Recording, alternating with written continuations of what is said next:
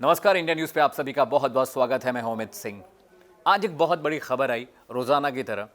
खबर यह आई कि पहली बार जो इंडिया का प्राइवेट डिफेंस सेक्टर है, वहाँ पे एक कंपनी है जो हैदराबाद की है, उसने पहली बार एक मिसाइल तैयार की है और आने वाले 12 महीनों में उस मिसाइल की टेस्टिंग होगी, जिसके बाद वो मिसाइल भारतीय सेना को सुपुर्द कर दिया जाएगा। अब इस खबर का मतलब समझिएगा। अब से 10 दिन पहले देश के रक्षा मंत्री राजनाथ सिंह ने एक बहुत बड़ा ऐलान किया। उन्होंने कहा कि 101 ऐसे उत्पाद जिन्हें देश इंपोर्ट करता है सेना के लिए, अब वो सभी जो उत्पाद हैं उसको देश में बनाया जाएगा, जिसकी वजह से आने वाले सालों में कई हजार करोड़ के ऑर्डर्स देसी कंपनियों को मिलेंगे। यानी वो कंपनियां, डिफेंस सेक्टर की वो कंपनियां जो देश में काम कर रही हैं, जो देश में काम कर रही हैं। अब इस क्रांति को अगर आप बहुत छोटे रूप में समझ रहे हैं तो आपकी बहुत बड़ी गलती होगी, क्योंकि आज से दशकों पहले अमेरिका में, रशिया में, रूस ने, फ्रांस ने ऐसा ही कदम उठाया था। उन्होंने फैसला किया था कि दूसरे मुल्कों से हथियार खरीदने की बजाय हम खुद हथियार बनाएंगे, अपने देसी हथियार बनाएंगे और अपनी यूज़ के साथ साथ उसको बाहरी मुल्कों को बेचेंगे भी। इस फैसले ने आज अमेरिका को अमेरिका बना दिया। रशिया से हर आदमी खौफ खाता है, इजराइल की टेक्नोलॉजी से कोई पंगा नहीं लेना चाहता और फ्रांस के पास जो फाइटर जेट्स हैं उनका सानी कहीं नहीं है।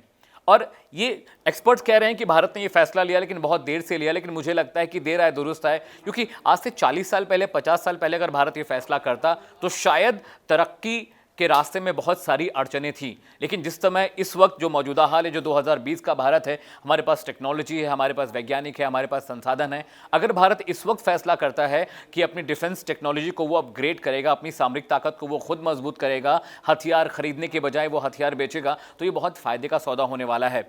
अभी तो फिलहाल एक कंपनी जो हैदराबाद की SEM टेक्नोलॉजीज़ ने एक मिसाइल बनाई। उस मिसाइल की खासियत ये है कि उसकी रेंज 2.5 किलोमीटर है।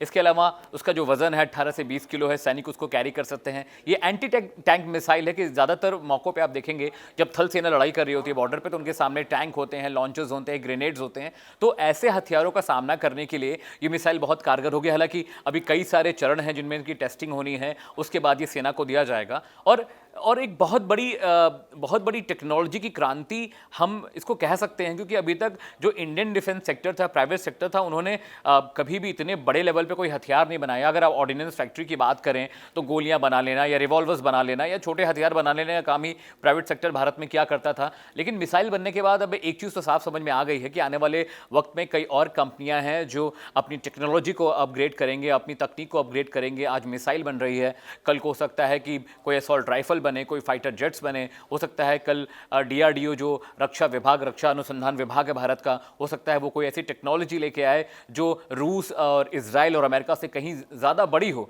तो आज का जो शो मैं बना रहा हूँ रात को 9 बजे, चलिए वहाँ खबर जहाँ में, मेरी कोशिश होगी कि इस खबर के मायने, इस खबर के एंगल में आपको समझा पाऊँ, क्योंकि इसे अभी एक छोटी शुरुआत के तौर पर आप कह सकते हैं, लेकिन आने वाले 10 सालों में भारत का जो भविष्य है बहुत ही चमकदार रहने वाला है। क्योंकि अब जो नई पीढ़ी है, अब जो नई ब्रीड आ रही है, चाहे वो IITians हों, चाहे वो डॉक्टर्स हों, चाहे वो और भी फील्ड में काम करने वाले बच्चे हों जो अभी पढ़ाई कर रहे हैं, उनके अंदर बहुत सारी आशाएं हैं, उनके अंदर बहुत सारी आकांक्षाएं हैं जिसको पूरा करने के लिए वो विदेशों का रुख करते हैं। लेकिन भारत सरकार के इस कदम के बाद मुझे ये लगता है व्यक्तिगत तौर पे कि अब जो बच्चे बाहर जाते हैं पढ़ाई करने के बाद, वो अपने देश में ही रिसर्च कर पाएंगे, अनुसंधान कर पाएंगे और नई टेक्नोलॉजीज़ पे काम कर पाएंगे। तो भारत के लिए एक बहुत अच्छी खबर है। और अगर सामरिक तौर पर देखा जाए, जैसे पाकिस्तान और चीन के लिहाज से भी ये खबर बहुत अच्छी है, क्योंकि होता क्या है कि जब कोई मुल्क बाहर से हथियार खरीदता है तो उसमें बहुत सारी चीज़ें लीक होती हैं। मसलन फ़र्ज़ करिए कि मैं भारत हूँ और मैंने अमेरिका से कोई हथियार खरीदा है और अगर मैं उसको इंपोर्ट कर रहा हूँ तो मेरे दुश्मन को भी पता होगा कि हमने कौन से हथियार खरीदे हैं, उसकी कीमत क्या है, उसकी इंटेंसिटी क्या है, उसकी ताकत क्या है। जैसे भारत ने राफेल खरीदा तो पूरी दुनिया जानती है कि भारत में राफेल आ गया है। लेकिन अगर यही टेक्नोलॉजी भारत की खुद की होती, अगर हमारी देसी टेक्नोलॉजी होती, अपनी होती, तो शायद बाहरी मुल्कों को पता भी नहीं चलता कि हमने किस तरह के हथियार बनाए हैं, किस तरह की टेक्नोलॉजी पे हम काम कर रहे हैं। अमेरिका, रूस और रशिया से डरने की वजह एक ये भी है कि वो किस तरह के हथियारों पर अनुसंधान कर रहे हैं, प्रयोग कर रहे हैं, ये किसी को भी नहीं पता है।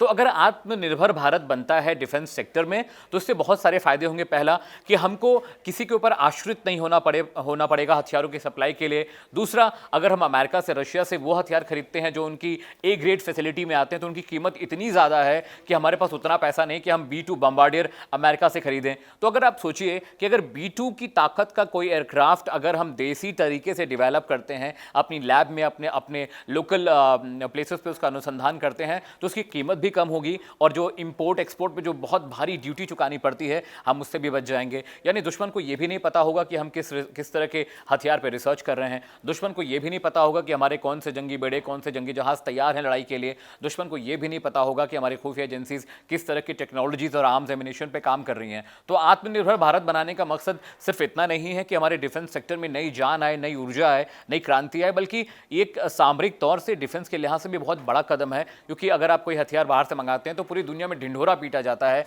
कि फला देश ने फला देश से यह हथियार खरीदा, या उस बम की सप्लाई हो रही है, या उस राइफल की सप्लाई हो रही है। तो जब देसी तरीके से कोई काम होता है, गुपचुप तरीके से कोई जब काम हो रहा होता है, तो उसकी जो जानकारी है, उसकी सूचना बाहरी मुल्कों को नहीं मिलती, और सामरिक रूप से एक बहुत अहम चीज़ है। आज के बुलेटिन में मैं इसी पे बात करूंगा। कल आपसे फिर से मुलाकात होगी एक नई खबर, एक नए एंगल, एक नए अनुसंधान के साथ। तब तक के लिए नमस्कार।